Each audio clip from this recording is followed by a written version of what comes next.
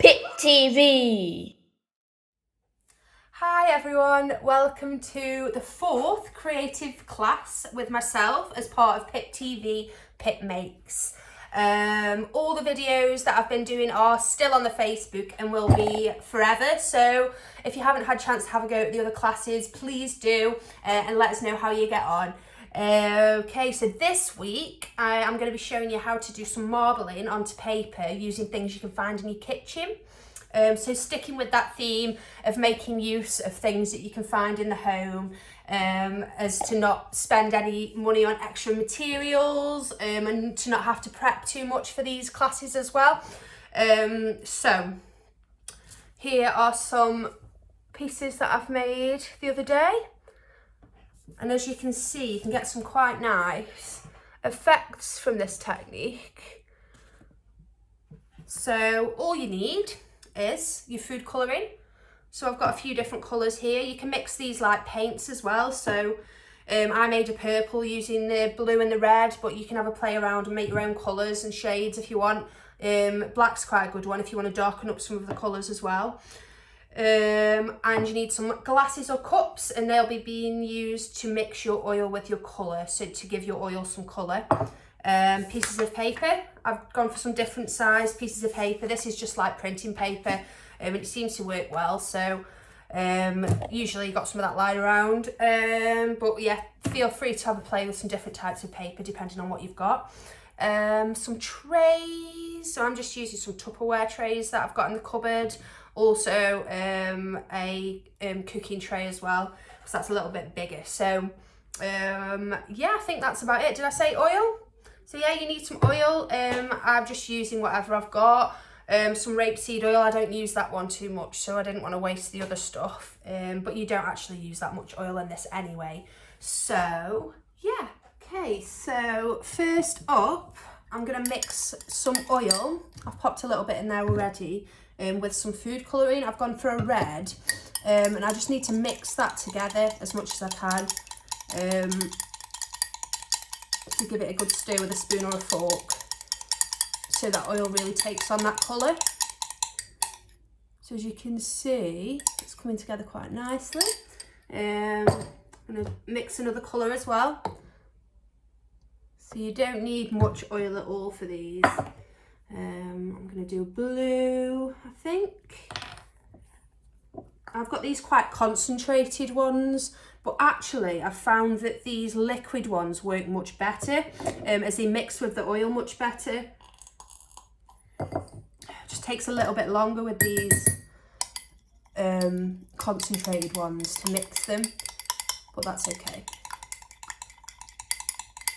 So hopefully that should start mixing quite well soon.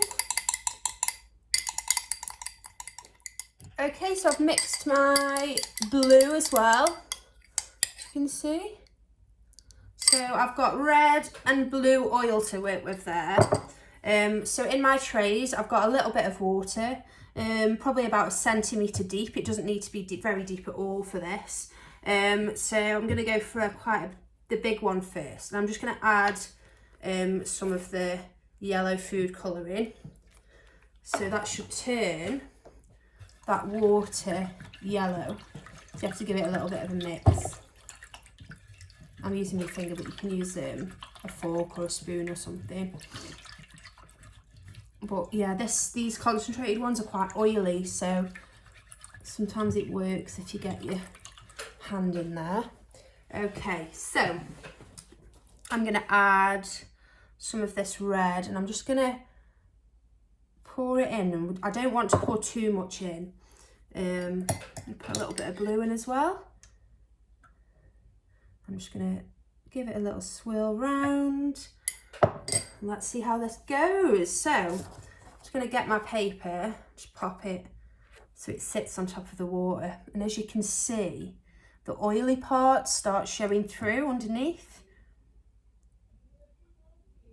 So when I lift it, you can get some quite nice effects.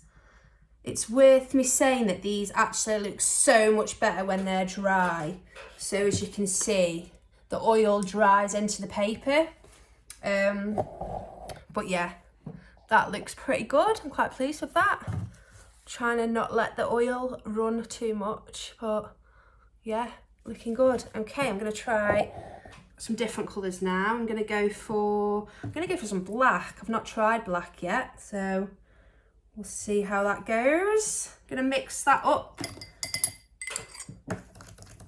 with some of the blue and the spoon.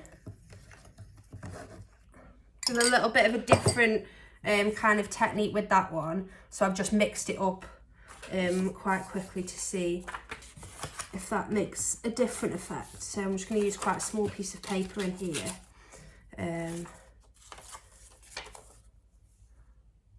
Yeah, so you can see there's some quite small bits of oil on this one coming through. But do have a play around and leave some in for a little bit longer than others.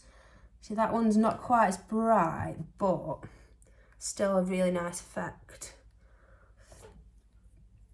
So yeah, I think the brighter colours probably work a bit better. I'm going to try some green this time. Give that a mix up.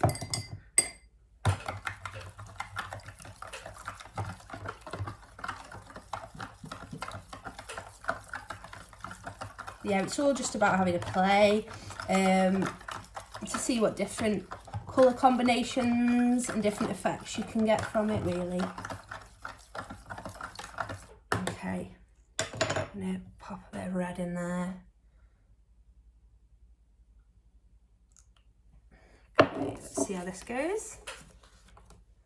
Pop my paper in, move it around a little bit.